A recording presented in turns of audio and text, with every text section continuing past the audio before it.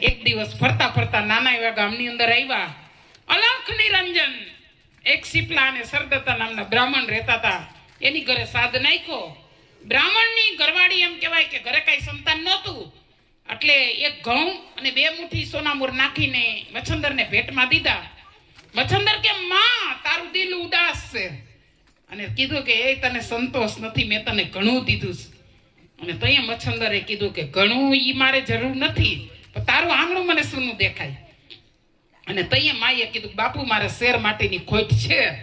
અને તેથી મચ્છંદર એમ કહેવાય જોલીમાંથી કાઢીને ભભૂતિ દીધી કે આલે પાણીમાં ગોળીને પી જાજે, 9 મહિના થાય ને તો તારી ઘીરે દેવના ચક્કર જેવો દીકરો જન્મે. પણ બાયુની જાય એટલે ઓહો હો, એક ઘીરેથી બીજી ઘીરે હાથમાં ભભૂતિ લઈને મંડી રખડવા.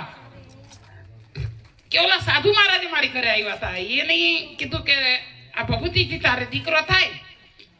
અરે બાયુ કે ભભૂતિથી દીકરા થાય તો એ બાવા રખડે, તો આને શું કરવી કે નાખ ઉકેડામાં. અને ઉકેડામાં ભભૂતિ નાખી. ઓ ભાઈ 12 વર્ષે હું એને ગુરુ દક્ષિણા દીક્ષા દેવા આવીશ. 12 વર્ષ થયા તો શીપલા નામની બ્રાહ્મણી બધું ભૂલી ગઈ. 12 વર્ષે મચ્છંદર આવ્યા, મૈયા તેરા લાલ બતાવ. અને તૈયામાં ફાટી આંખે રોઈ જોવા માંડી કે મારે લાલ નથી, કે માં હોય જ. અને તઈએ કીધું મેં તને 12 વર્ષ પેલા ભભૂતિ દીધી, ક્યાં નાખી? અરે એ તો મેં ઉકેડામાં નાખી. અરે મૈયા તારો ઉકેડો બતાવ. અને ઉકેડા જઈને તા મચ્છંદરે ચીપિયો ખખડાવ્યો ને તા ઉકેડામાંથી અવાજ આવ્યો કે ગુરુજી મને બારો કાઢો. ઊંડાણ પાવડાણ લઈ આવી અને ઉકેડો ખોદાવ્યો. અને જ્યાં 12 કાઢ્યો ને તા 12 વર્ષનો દીકરો નીકળોની દીકરો, એટલે એમ કહેવાય કે રૂપનો અવતાર. અને તે શીપલા નામની બ્રાહ્મણી પસ્તાવા મંડી કા ઉકેડામાં જો આવો દીકરો જે થયો હોય તો મારા ઘરની અંદર કેવો મોટો થાત.